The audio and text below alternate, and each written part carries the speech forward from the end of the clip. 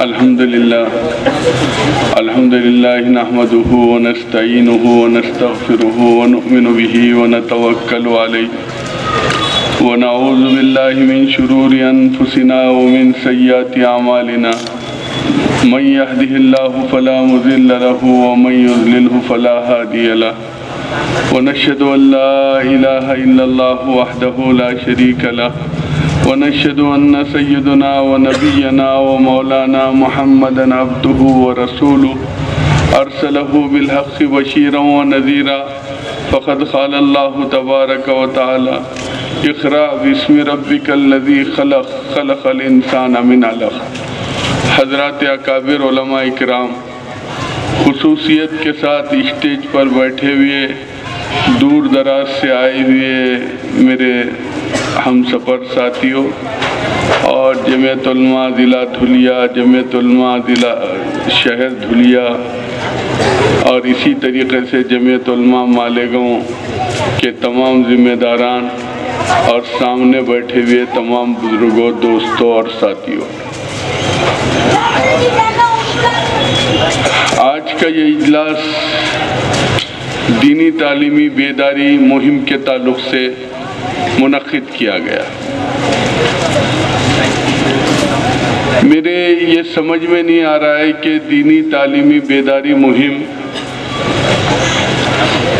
और इस ताल्लुक़ से मुझे अपने ही लोगों में इस बेदारी मुहिम के ताल्लुक़ से बात करना पड़ रहा है। मेरे अजीज़ दोस्तों, ये मुल्क में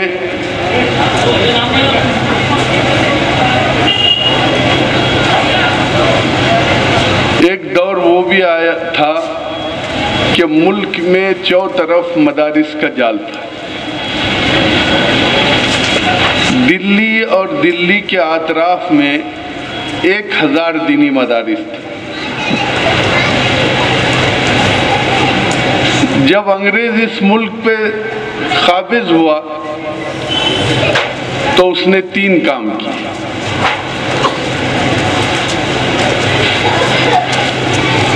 सबसे पहले उसने मदारिस के ऊपर बुलडोजर चलाया। ये समझ रहे थे कि अगर मदारिस के ऊपर बुलडोजर चलाएंगे तो मुसलमानों का ईमान खत्म हो जाएगा। दूसरा काम उसने ये किया कि मुल्क से कुरान मजीद को जमा किया। पूरे मुल्क में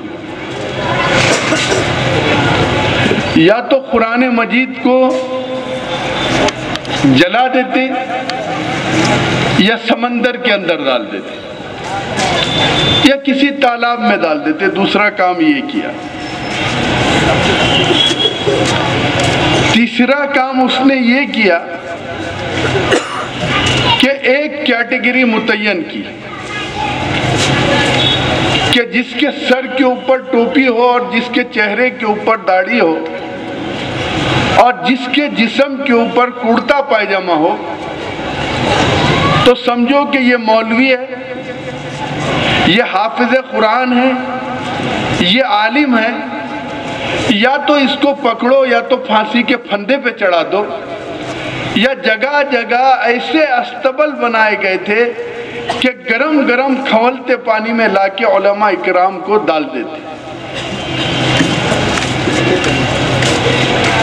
अंग्रेज मुअर्रिख कहता है कि अंग्रेज ने 2 लाख मुसलमानों को तख्तेदार पे चढ़ाया, जिसमें 51,000 उलमा इकराम थे। आज उस टॉपिक पर बात नहीं करूंगा मैं, मुझे दीनी तालीमी बेदारी मुहिम की ये तमहीद मान रहा हूँ। मुल्क इस दौर के ऊपर आ गया कि किसी गांव के अंदर कोई मर जाता तो कोई मसला बताने वाला नहीं था कि कफन कैसा दे, कोई नमाज पढ़ाने वाला बाकी नहीं रहा था। लोग मैयत को तख्ते पे लिटाते और उसके ऊपर पानी डाल देते और एक कपड़े में लपेट देते और रोड के किनारे पर जाकर खड़े हो जाते और इंतजार करते कि इस रास्ते से कोई गुजरेगा और कोई इसकी नमाज जनाजा पढ़ा देगा।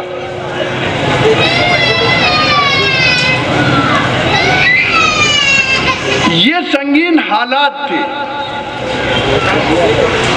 इन हालात में अहलुल्लाह और हमारे अकाबिरीन इस मुल्क की आज़ादी के लिए जद्दोजहद कर रहे थे। शामली के मैदान में हजरत मौलाना रशीद अहमद गंगोई रहमतुल्लाह अलैह की क़ियादत में अंग्रेज़ के खिलाफ जद्दोजहद जारी थी।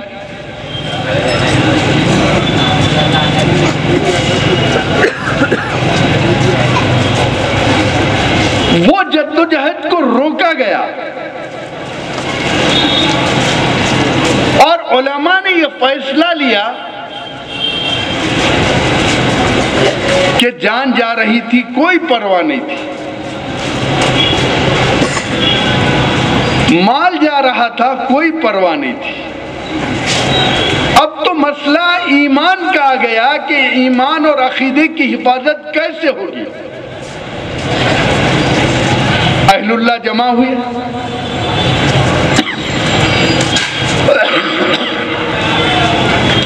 और अहलुल्लाह जमा होकर अहलुल्लाह ने ये सोचा कि पहले ईमान की हिफाजत की जाए। इस ताल्लुक से सारे मसाइल को रोककर एक मदरसे की बुनियाद डाली जिसको दुनिया दारुल उलूम देवबंद कहती है। इस पे आज बात नहीं करूंगा मैं।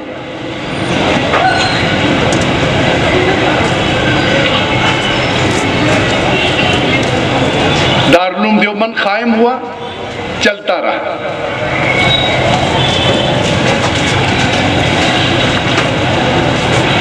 मुल्क की तारीख में हिंदू मुस्लिम इत्तिहाद का अगर कोई दौर शुमार किया जाता है तो वो दौर है खिलाफत का दौर। ऐसा हिंदू मुस्लिम इत्तिहाद किसी ने नहीं देखा था जो खिलाफत के जमाने में था।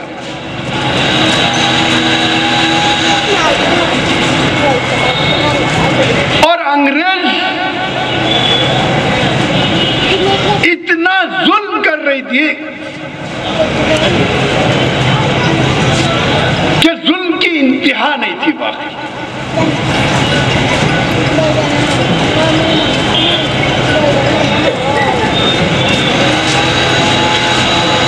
हज़रत शेखुल हिंद रहमतुल्लाह अलैह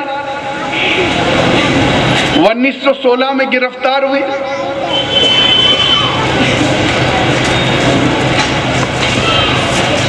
और 3 साल 7 महीने 28 दिन माल्टा में कैद रहे। 18 मार्च 1920 को रिहा हुई।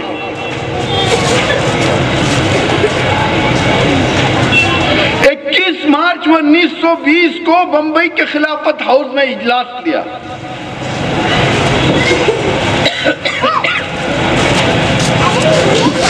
माल्टा के कैद के जमाने में जितने हालात बीते उन हालात को सामने रखते हुए गांधी जी को कायद बनाया। आज उस पर बात नहीं करना है, आगे चल रहा है। कायद बनाकर हजरत शेखुल हिंद रहमतुल्लाह अलैह दिल्ली गए। डॉक्टर मुख्तार अंसारी के कोठी पर एक दिन क़ियाम किया। एक दिन क़ियाम किया और दूसरे दिन देवबंद के लिए निकल गए।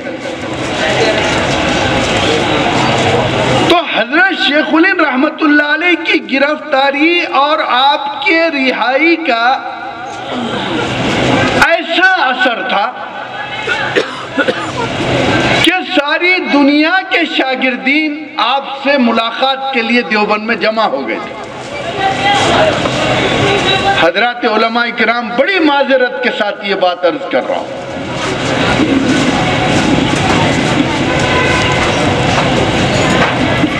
सारी दुनिया के उलमा इकराम देवबंद में जमा थे और इस इंतजार में थे कि हजरत शेखुल हिंद की जबान से क्या निकलने वाला है। हजरत शेखुल हिंद रहमतुल्लाह अलैह असर के बाद खिताब करने वाले थे।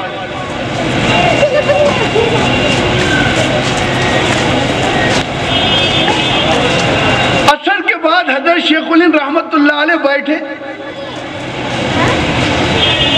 और कहा कि जेल की तन्हाइयों में जो 3 साल 7 महीने 28 दिन जेल की तन्हाइयों में गुजरे हैं,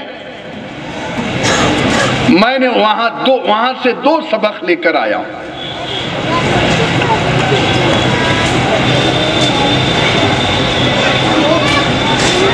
तो लोग ये कहने लगे हजरत शेखुल हिंद कैसी शख्सियत थी। हजरत शेखुल हिंद का हर शागिर्द एक तहरीक थी।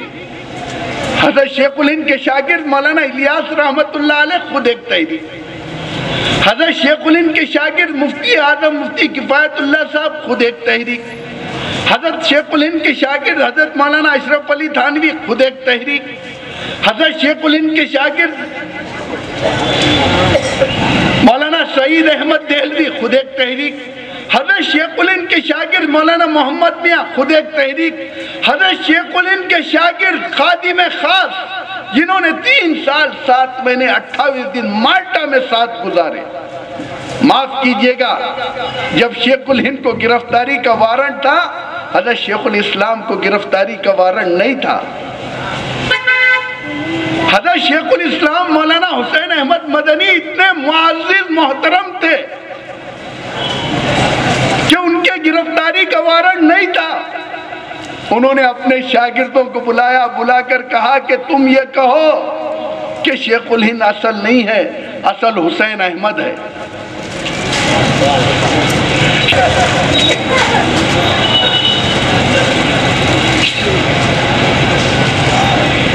तो हजरत ने मदीना मुनव्वरा के गवर्नर जमाल पाशा के पास पैगाम भेजा कि ये कहो कि शेखुल हिंद असल नहीं है, असल हुसैन अहमद है। वो भी तैयार नहीं होने लगे।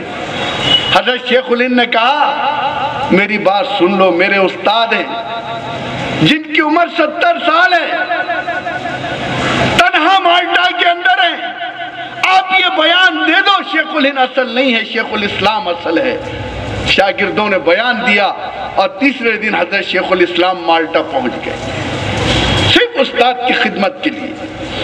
हजरत शेखुल हिंद ने जो 2 नसीहतें की थी जिसको सुनने के लिए पूरा मजमा बेचैन था, उन्होंने कहा कि जेल की तन्हाइयों में 2 सबक लेके आया हूं। नंबर 1 कि जो बची हुई जिंदगी है, जिंदगी भर कुरान की खिदमत करता रहूंगा और जगह जगह मकातिब के जाल को फैलाऊंगा। और नंबर 2, जो मुसलमानों में आपसी इख्तिलाफ है उसको खत्म करने में सर्फ करूंगा। ये कौन कह रहा है? हजरत शेखुल हिंद कह रहे हैं। मेरे अजीज दोस्तों, ये 1921 में कह रहे हैं। उसके बाद खिलाफत का जमाना आया। मुल्क ने वो वक्त भी देखा कि ऐसे हालात मुल्क में कभी नहीं थे जो खिलाफत के जमाने में थे। ऐसा इत्तेहाद कभी नहीं था। सारे उलमा जेल में थे, सारे बड़े बड़े बिरादराने वतन जेल में थे। अचानक जेल से एक आदमी छूट के आया तो लोग परेशान हुए।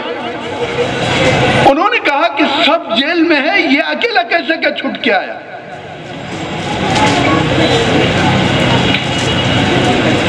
स्वामी सदानंद साहब छूट कर आए।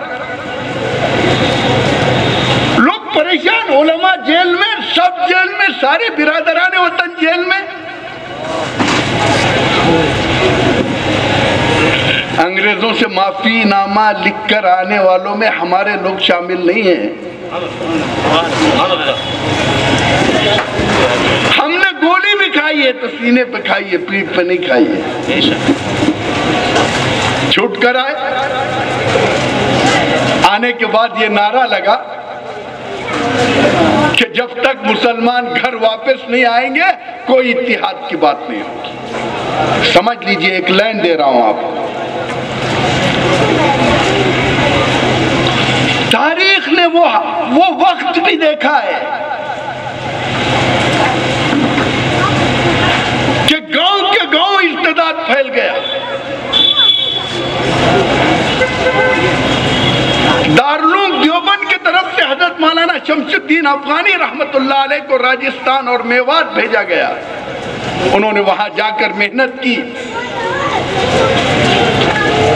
और जो लोगों ने बाल छोड़ दिए थे, बाल काट काट के दारुल के मोहतमिम साहब की खिदमत में भेजा कि हमारी मेहनत की वजह से इतने लोग इर्तिदाद से बचे।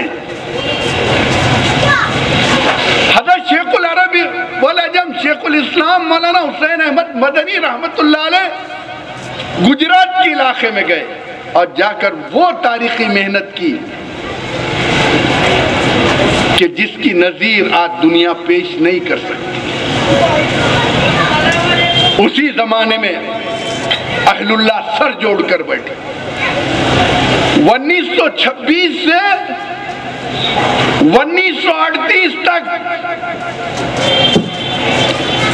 जो तारीखी दौर है, इस दौर के अंदर जो कुर्बानी पेश की, अहलुल्लाह बैठे कुर्बान जाइए हजरत मौलाना मोहम्मद मियां साहब रहमतुल्लाह अलैह पर कि ये जो आज आप दीनी तालीम का निसाब देख रहे हैं मकातिब का, अगर ये किसी की देन है तो हजरत मौलाना मोहम्मद मियां साहब रहमतुल्लाह अलैह, जिन्होंने तालीमुल इस्लाम के रिसाले, और हजरत मौलाना मुफ्ती किफायतुल्लाह साहब रहमतुल्लाह अलैह, मुफ्ती आजम, जिन्होंने तालीमुल इस्लाम के हिस्से लिखे।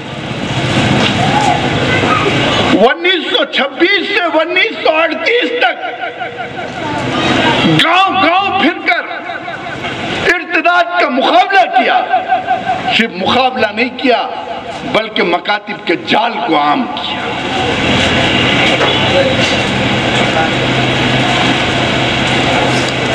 ये तहरीक है।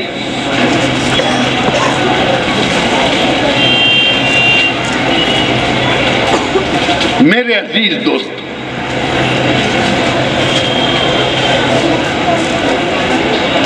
आज मैं धुलिया शहर में बैठा हुआ हूं। ये उलमा इकराम का किला है और धुलिया की मिसाल पूरे सूबे में दी जाती है, पूरे मुल्क में दी जाती है। आरिफीन यहां गुजरे, बड़े बड़े अहलुल्लाह यहां क़ियाम किए हैं, लेकिन आज दीनी तालीमी बेदारी मुहिम की जरूरत क्यों है?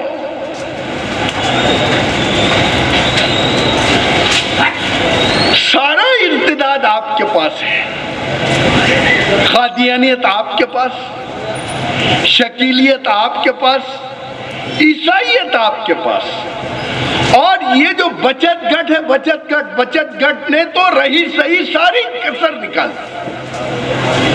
धुलिया शहर में तो बचत गट नहीं होगा।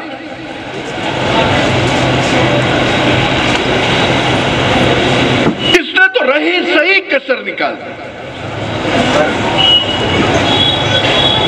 जमीयत उलमा का बुनियादी मकसद क्या है जिसके लिए ये दीनी तालीमी बेदारी मुहिम चलाई जा रही है? पहले हर बातिल आता, उसका लिबादा अलग होता।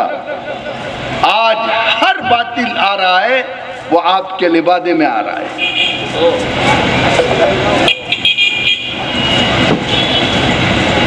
वो महसूस भी नहीं होने देता 5 साल तक कि मुसलमानों का ईमान और अकीदा महफूज है या नहीं है।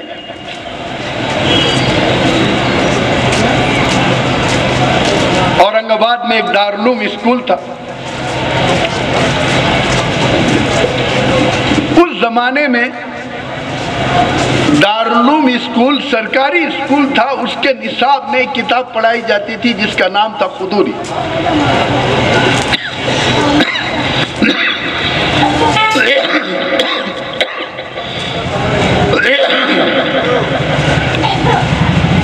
उस स्कूल के सदर मुदर्रिस मौलाना मनाजिरुल हसन गिलेमी रहमतुल्लाह अलैह थे।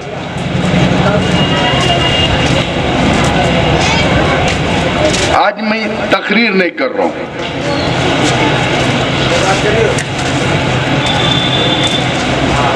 उस स्कूल के सदर मुदर्रिस थे मौलाना मनाजिरुल हसन गिलैमी रहमतुल्लाह अलैह। एक दिन वो क्लास में गए तो देखा कि तलबा ने सबक याद नहीं किया। आए और आकर अपने इजलास पर रोने लगे। सारे असातिज़ा जमा हो गए। सारे असातिज़ा जमा हो गए। असातिज़ा कहने लगे, हजरत आप परेशान मत होइए, तलबा गबी होते हैं, तलबा कुल दिमाग होते हैं, आप तलबा की बात को इतनी सीरियस मत लीजिए। हजरत उस दिन खामोश हो गए। दूसरे दिन क्लास में गए।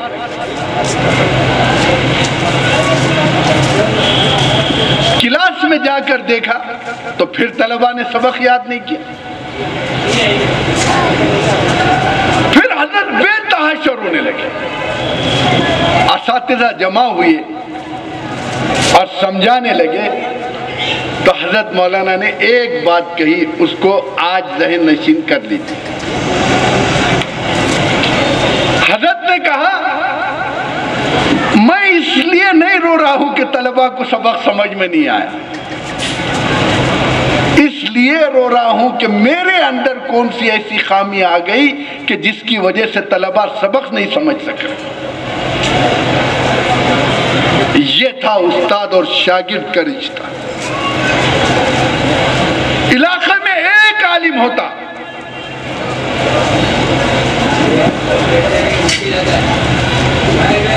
कोई बातिल फिरका पर नहीं मारता।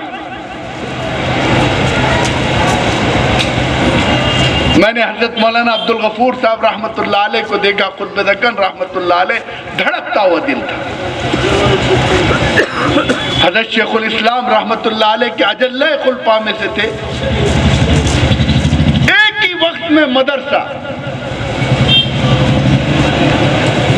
पूरी जलालैन की जमात उनके साथ सफर में रहती। उसी सफर में जमीयत उलमा का भी काम, उसी सफर में जलालैन की भी पूरी किताबें, उसी सफर में सुलूक और तसव्वुफ भी।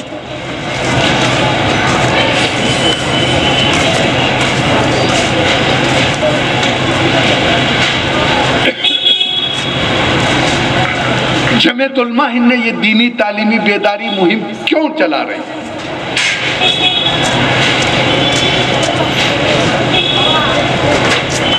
और इसकी जरूरत क्यों पड़ी?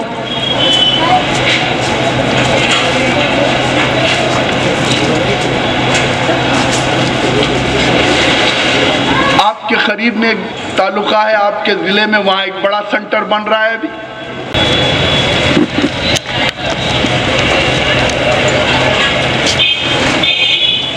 जमीयत उलमा की क़ियादत मैदान में आई। मुल्क के वजीर आजम डॉक्टर मनमोहन सिंह, मुल्क के वजीर तालीम कपिल सिब्बल थे। जमीयत उलमा ने डट कर मुकाबला किया।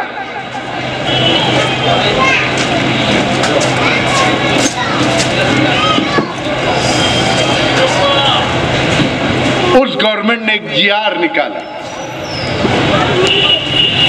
कि इस राइट टू एजुकेशन लाजमी हक़ तालीमी बिल से मदरसा, पाठशाला, गुरु ग्रंथ इससे मुस्तस्ना रहेंगे। इनको नहीं छेड़ा जाएगा। मदरसे की तालीम को भी तालीम शुमार किया जाएगा।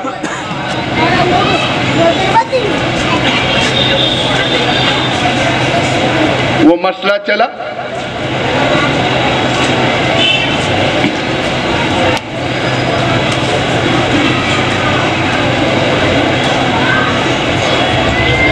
उस मसले के ऊपर बहुत से एजुकेशन डिपार्टमेंट के लोगों ने टारगेट किया, बहुत अजला में सताए। रमजानुल मुबारक के जमाने में एक डोका मुजनी प्रोग्राम अचानक चला। उसके खिलाफ औरंगाबाद में महाराष्ट्र के 1500 मदारिस को जमा कर एक इजलास लिया गया और उस वक्त के चीफ मिनिस्टर को कंटेम्प्ट ऑफ कोर्ट की नोटिस जमीयत उलमा महाराष्ट्र का खादिम होने के नाते इस नाचीज ने दी थी।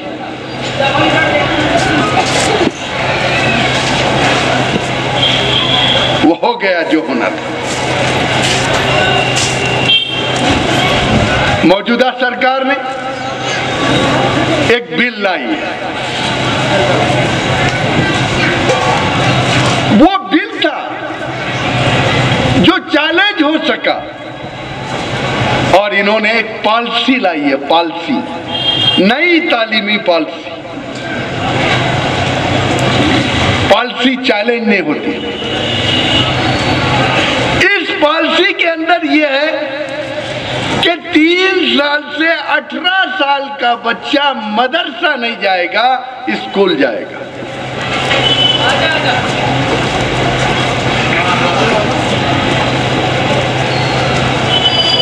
तो ऐसी सूरत हाल में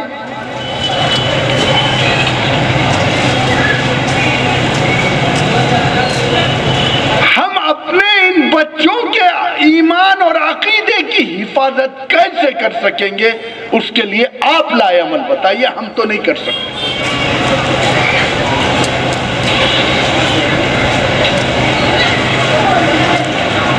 हमारे अंदर तो एहसास जिम्मेदारी नहीं रही। माफ कीजिए, आपके अंदर अगर कोई एहसास जिम्मेदारी है आप बताइए, लाएअमल। अगर दीनी तालीमी बेदारी मुहिम चल रही है तो आप इसको इबादत नहीं समझ रहे। याद रखिए, तारीख की आंखों ने वो वक्त भी देखा है, लम्हों ने खता की थी, सदियों ने सजा पाई।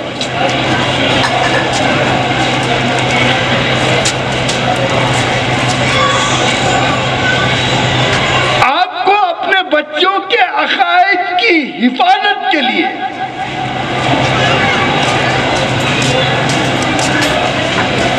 और सलम एरिया में जो इर्तिदाद फैल रहा है उसको रोकने के लिए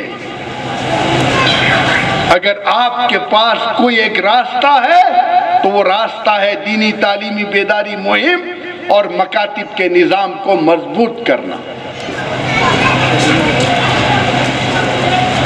हमारे सदर मोहतरम मौलाना महमूद मदनी का नारा है, सब छोड़ दीजिए, 20 साल टारगेट बनाइए कि सूखी खाएंगे, रूखी खाएंगे, अपने बच्चे और बच्चियों को दीनी तालीम और दुनियावी तालीम से आरास्ता करेंगे।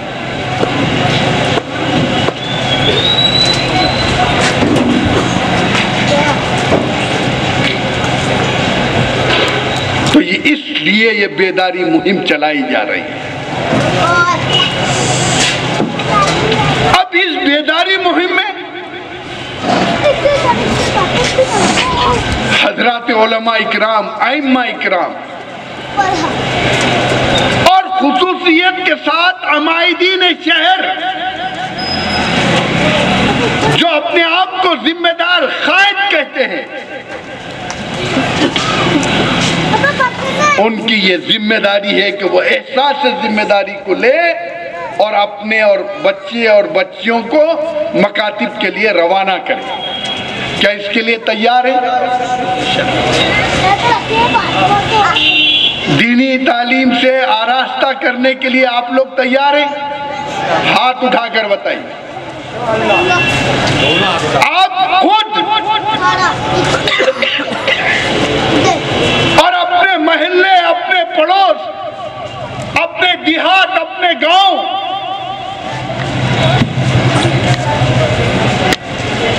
एक एक बस्ती की खुद फिक्र करें और इसको एक मुहिम और एक पैगाम, एक मुहिम बनाएं कि हम आधी रोटी कम खाएंगे, अपने बच्चे का ईमान और अकीदा इतना मजबूत करेंगे कि वो चाहे किसी भी यूनिवर्सिटी में जाए लेकिन वो आप उसके ईमान के अंदर कोई तसल्सल ना आए। करेंगे ये? तो आपको इस मुहिम को कामयाब करने के लिए जद्दोजहद करना है।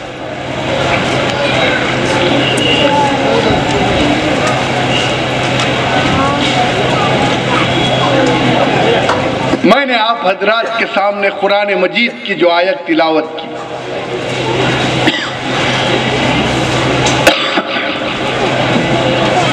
और एक बात मेरे नौजवान दोस्तों से अर्ज करूंगा,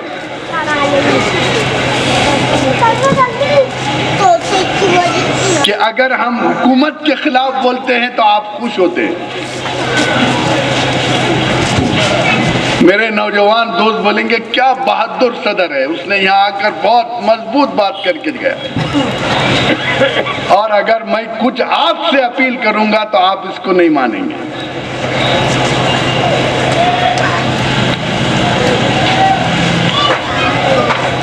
क्यों? तो आप अपील सुनने के लिए तैयार नहीं।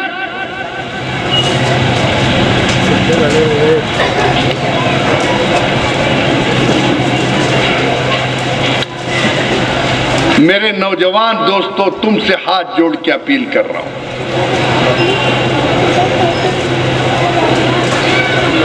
आप इस मोबाइल की लानत से अपने आप को बचा लीजिए।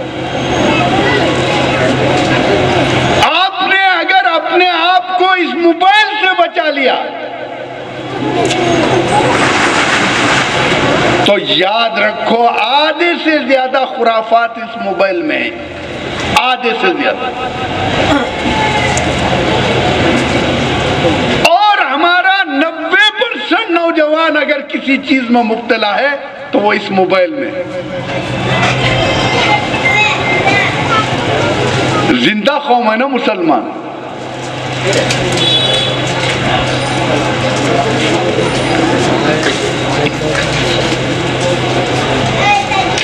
मुसलमान अपने आप को जिंदा कौम कहती है। कैसी जिंदा कौम है? 1 बजे रात तक ये जो चौक है, क्या नाम इसका, मौलवीगंज चौक में 1 बजे रात तक जिंदा कौम हमारी बैठी हुई रहती है।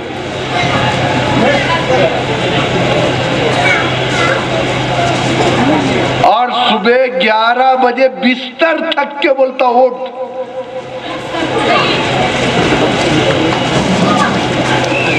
बूढ़ा बाप सब काम करता, पानी भरता, सब्जी लाता, तरकारी लाता, ये जिंदा कौम 11 बजे बिस्तर बोलता उठ उठ उठ। जब ये जिंदा कौम उठती है,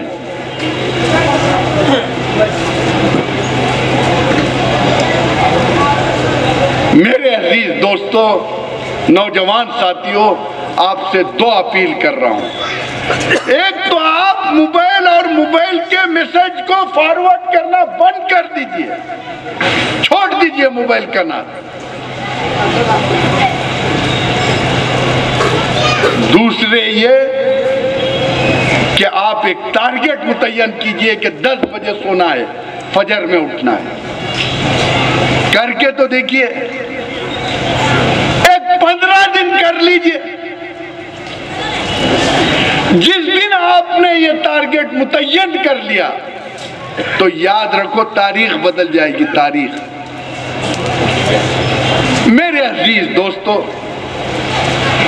ये जो दीनी तालीमी बेदारी मुहिम चल रही है, इस मुहिम का मकसद है कि घर घर गांव गांव ये सर्वे हो और ये पता चले कि कितने तलबा दीनी तालीम से आरास्ता हो रहे हैं और कितने नहीं हो रहे। आप ये समझ रहे होंगे कि धुलिया शहर में बड़े मदरसे हैं। मुसलमानों की जो टोटल पॉपुलेशन है, उस पॉपुलेशन का 1% भी बच्चा न मदरसा आ रहा है न मकातिब आ रहा है। समझ लीजिए आप मेरी बात। टोटल 2% बच्चे मदरसा और मकातिब मिलाकर है। 98% बच्चों की फिक्र कौन करेगा? इसलिए ये मुहिम चलाई जा रही है। इसलिए आपसे अपील है कि इस मुहिम को तहरीक बनाकर सिर्फ ये 9 मार्च तक नहीं बल्कि एक जिंदगी का एक जुज बनाएंगे और बनाकर इस मुहिम को कामयाब करेंगे। क्या इसके लिए तैयार हैं आप लोग? मैंने ये चीदा बातें आप हजरात के सामने अर्ज की इसलिए कि वक्त भी इसकी इजाज़त नहीं दे रहा है। 11 बज चुके हैं। हजरत सदर मोहतरम का हुक्म था कि 11 बजे ख़त्म करना है, तो ये चीदा बातें अर्ज करके अपनी बात को ख़त्म कर रहा हूँ। वाखिर दावाना अनिल हम्दुलिल्लाह।